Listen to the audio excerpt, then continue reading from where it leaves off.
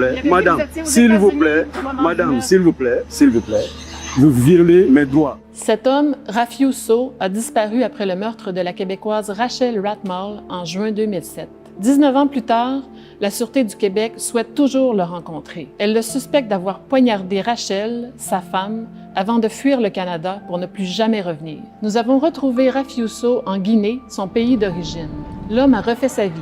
Il se présente maintenant comme un courageux dissident politique qui tient tête à la junte militaire au pouvoir en Guinée. C'est sous prétexte de discuter politique et démocratie dans ce pays d'Afrique de l'Ouest que nous avons sollicité une entrevue auprès de Rafiou Sow. En réalité, nous voulons lui donner l'opportunité de donner sa version des faits dans le meurtre irrésolu de Rachel Ratmal. Il nous a donné rendez-vous dans un café de Conakry où il passe une bonne partie de son temps. Vous aimez le climat? Oui, beaucoup.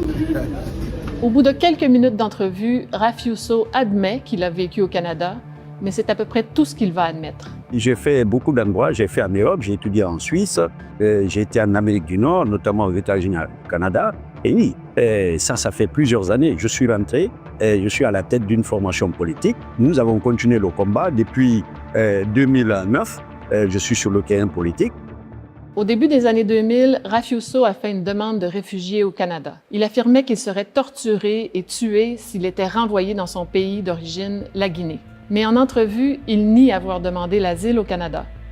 Non, pas du tout. Je n'ai pas fait une demande d'asile particulière. En fait, ma sécurité, disons que je peux craindre pour ma sécurité, c'est maintenant que je suis un leader politique. Je ne l'ai jamais été. À l'issue de mes études, c'est à partir de 2009 que j'ai été un leader politique et je continue à le faire. À la Division des crimes irrésolus de la Sûreté du Québec, on dit être convaincu que Rafiou Sow a tué Rachel Ratmal. La preuve circonstancielle est accablante. Pour la SQ, il n'y a pas de doute. On a bien affaire à un féminicide. La demande d'asile de Rafiou Sow n'a pas été acceptée. Il s'est sauvé aux États-Unis. L'enquête policière a démontré qu'il a loué une voiture aux États-Unis et le soir du meurtre, il l'a abandonné à la frontière canado-américaine. L'enquête présume qu'il a traversé la frontière illégalement, qu'il a pris un taxi jusqu'à la maison de Rachel, qu'il l'a tuée à ce moment-là. On a ensuite retrouvé la voiture de Rachel non loin de l'aéroport de Dorval. C'est là que les policiers ont passé au peigne fin toutes les images de vidéosurveillance de l'aéroport et on a vu que Rafiou Sow avait acheté un billet cash pour Casablanca ce soir-là.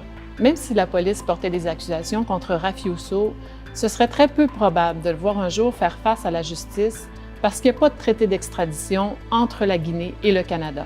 Aujourd'hui, pourtant, l'homme nie même avoir été le mari de Rachel. En l'épousant, la Québécoise espérait l'aider à obtenir sa citoyenneté canadienne. Mais elle était surtout coincée dans un cycle de violence conjugale.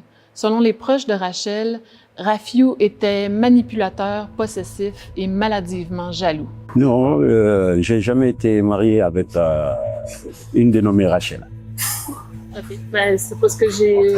Non, mais je pense que... Je pense que c'est le moment pour vous de pouvoir donner enfin votre version des faits là-dessus. Nous discutons de... Vous m'avez dit, on discute de la situation sociopolitique du pays, de la dissociation des partis.